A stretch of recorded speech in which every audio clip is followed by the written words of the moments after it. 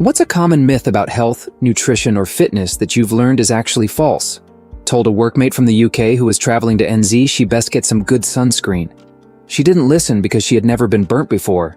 Black, plus it's the UK. I did try to explain it didn't matter that she was black. NZ sun will fuck you up. She came back and sheepishly told me she got badly burnt with blisters after spending all day at a beach. Babe, I tried to tell you. She also then had to buy NZ sunscreen, which is about 3 times the price.